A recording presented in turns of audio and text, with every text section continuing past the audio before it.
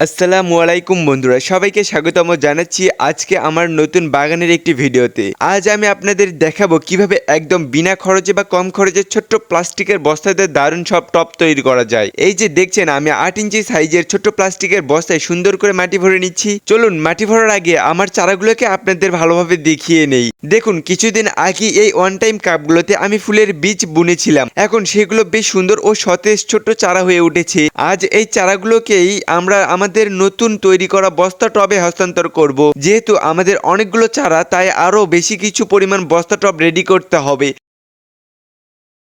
আমি একে একে সবগুলো বস্তা টবে খুব ভালোভাবে মাটি ভরে নিচ্ছি। মাটিটা আমি আগে থেকেই গোবর সার ও সাধারণ মাটি মিশিয়ে ঝুরঝুরো করে তৈরি করে রেখেছিলাম, যা চারা গাছকে বৃদ্ধির খুব ভালো কাজ করবে। আর বন্ধুরা, যদি আপনারা চান যে এই চারাগুলো আমার থেকে কালেক্ট করবেন, তাহলে অবশ্যই কমেন্ট বক্সটা চেক করবেন। আর কমেন্ট বক্সে আমার নাম্বারটি দেওয়া থাকবে, অবশ্যই যোগাযোগ করবেন। যদি আপনাদের এই রকম পরিবেশ বান্ধব চারা টবের প্রয়োজন হয়, তাহলে অবশ্যই আমার সঙ্গে যোগাযোগ করতে পারেন। আর যারা চিন্তা ভাবনা করেছেন নিজেরাই তৈরি করবে, তারা তো নিজেরাই তৈরি করবে, কারণ এগুলো কিন্তু কম খরচেই তৈরি হয়ে যাবে। আপনার প্রতি পিসে 12 থেকে 10 টাকার ভিতরেই এইরকম টপ তৈরি করা সম্ভব অল্প সময়ে। আর অনেকেই কিন্তু এরকম ঝামেলা পছন্দ করে থাকেন না, বিশেষ করে যাদের কাছে সেলাই মেশিন বা অন্যান্য কোনো মেশিন নেই, তাদের কিন্তু অনেকটাই ব্যয়বহুল হয়ে যাবে। এর জন্য আপনারা যদি চান আমার থেকে নিতে, তাহলে আমি স্বল্প মূল্যে আপনাদের কাছে এই টপগুলো বিক্রি করে থাকবো। অবশ্যই যোগাযোগ করবেন।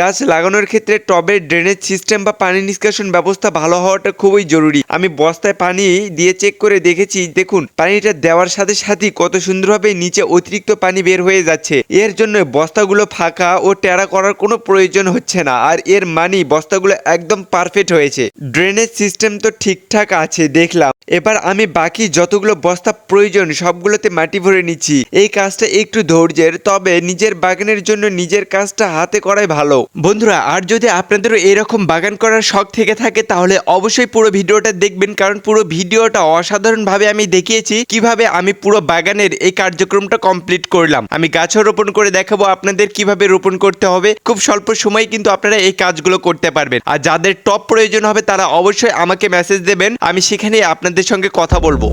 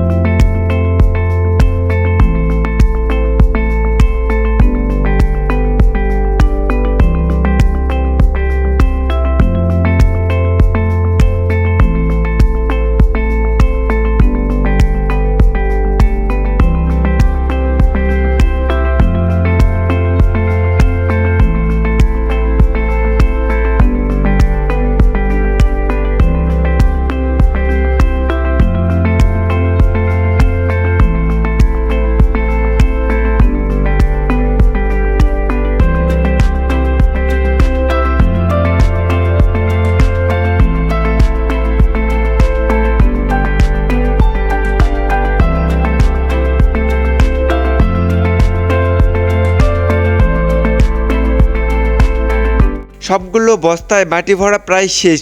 এবার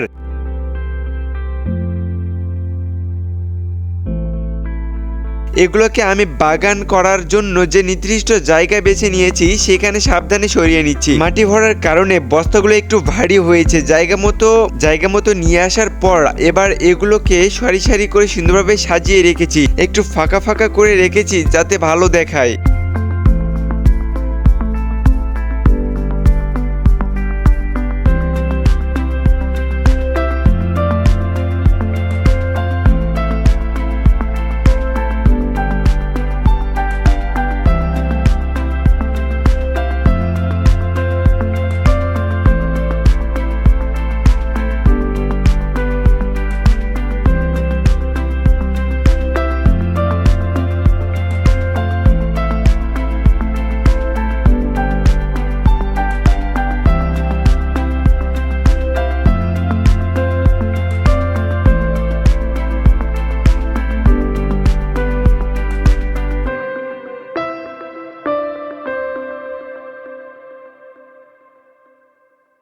বড় হওয়ার পর সবগুলো গাছ যেন সমানভাবে পর্যাপ্ত রোদ আর বাতাস পায়। সবচেয়ে আনন্দের কাজটা এখন শুরু। আমি অন টাইম কাপগুলো থেকে খুব সাবধানে চারাগুলো বের করে নিচ্ছি যাতে শিকড়ে কোনো ক্ষতি না হয়। আপনারাও ঠিক আমার মতো করে এভাবে খুব সাবধানে আপনার চারাগুলোকে বাছাই করে নেবেন আর অবশ্যই ভিডিওটাকে কন্টিনিউ করতে থাকেন।